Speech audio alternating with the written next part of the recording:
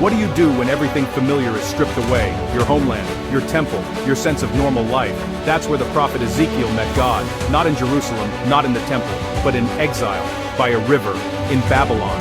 Ezekiel proves something powerful. God still speaks in strange places, through strange methods to wake up a sleeping people. Ezekiel's calling in exile. God meets us there. Ezekiel chapter 1 verses 1 through 3. Ezekiel was a priest, the son of Buzi, living among Jewish exiles by the Kebar River. Scripture says, there the hand of the Lord was upon him. Ezekiel chapter 1 verse 3. Metaphorically, this is like someone losing their job, their home, or their dream, only to discover that God's voice didn't leave with their comfort. God often speaks loudest when life becomes quiet and unfamiliar. Over and over, God calls Ezekiel, Son of Man. Ezekiel chapter 2 verse 1, reminding him, you are human, but you carry a divine message.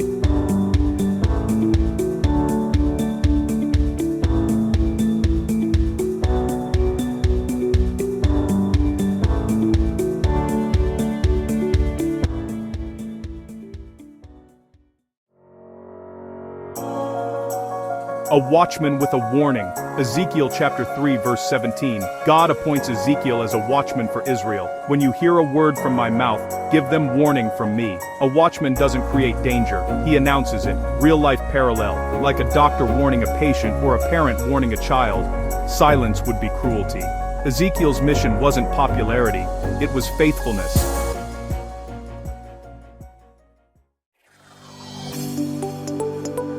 Ezekiel's ministry was marked by signs, dramatic, sometimes uncomfortable demonstrations of God's message. Ezekiel eats the scroll obediently.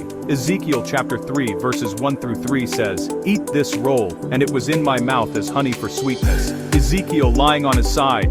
Ezekiel laid on his side for 430 days, symbolizing Israel's years of sin and coming judgment. Days pass as Ezekiel remains faithful, enduring the long symbolic act.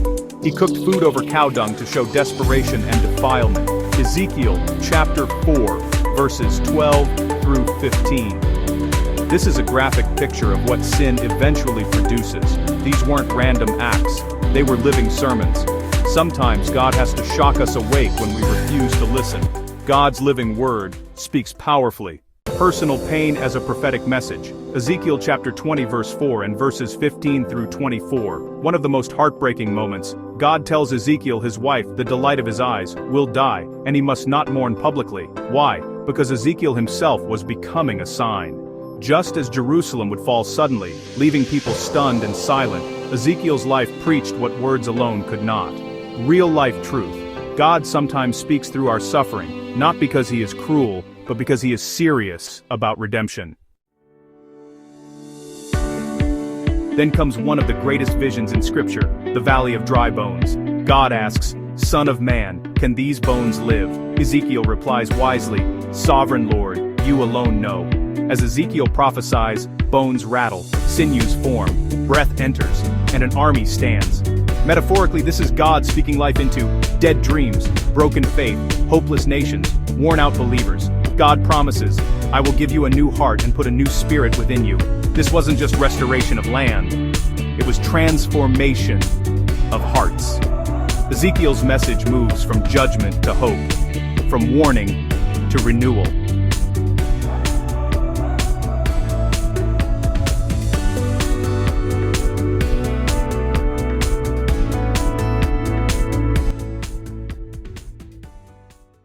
Ezekiel teaches us this powerful truth. God still speaks, God still warns, God still restores, even in exile, even in chaos, even when it looks strange, because when God breathes, dead things live again.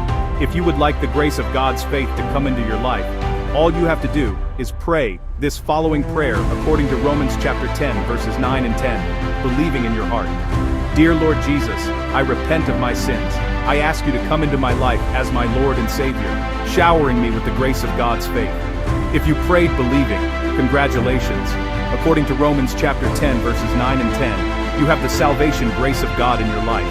To grow in God's grace, read His Word, the Holy Bible, and attend a good Bible, believing church. Thank you for watching.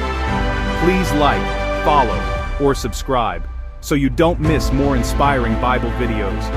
comment below, and share what part of the video spoke to you the most. And don't forget to download your free ebook. Also, please check out the links about our Bible resources and products, links in the description below. God bless you richly. See you next time.